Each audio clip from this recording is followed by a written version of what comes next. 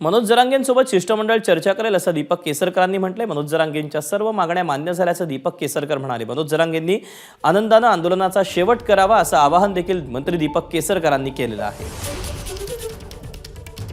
एक आजचं गेलेलं आहे त्याच्यामध्ये आमचे प्रिन्सिपल सेक्रेटरीज गेलेले आहेत, त्याच्यामुळे हे माझी खात्री आहे की ते सर्व दाखवतील, त्यांची खात्री होईल की आम्ही सगळ्या मागण्या पूर्ण केल्या। मागण्या पूर्ण झाल्यानंतर सुद्धा मुंबईत येणं मला वाटतं फारसं संयुक्तिक नाही, कारण पण 26 जानेवारीला लहान मुलं रस्त्यावर असतात, मुंबईचे स्वतःचे काही प्रॉब्लेम्स आहेत, मुंबईचं पॉप्युलेशन आहे आणि त्याच्यामुळे मुंबईची लाईफलाईन आहे रेल्वे, मुंबईचे ट्रॅफिक सगळं रस्त्यावरून येत असतं, हे सगळं डिस्टर्ब होता कामा नये।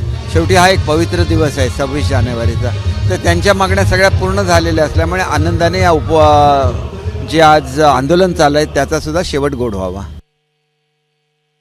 एक आजचं गेलेलं आहे त्याच्यामध्ये आमचे प्रिन्सिपल सेक्रेटरीज गेलेले आहेत, त्याच्यामुळे हे माझी खात्री आहे की ते सर्व दाखवतील, त्यांची खात्री होईल की आम्ही सगळ्या मागण्या पूर्ण केल्या। मागण्या पूर्ण झाल्यानंतर सुद्धा मुंबईत येणं मला वाटतं फारसं संयुक्तिक नाही, कारण पण 26 जानेवारीला लहान मुलं रस्त्यावर असतात, मुंबईचे स्वतःचे काही प्रॉब्लेम्स आहेत, मुंबईचं पॉप्युलेशन आहे आणि त्याच्यामुळे मुंबईची लाईफलाईन आहे रेल्वे, मुंबईचे ट्रॅफिक सगळं रस्त्यावरून येत असतं, हे सगळं डिस्टर्ब होता कामा नये।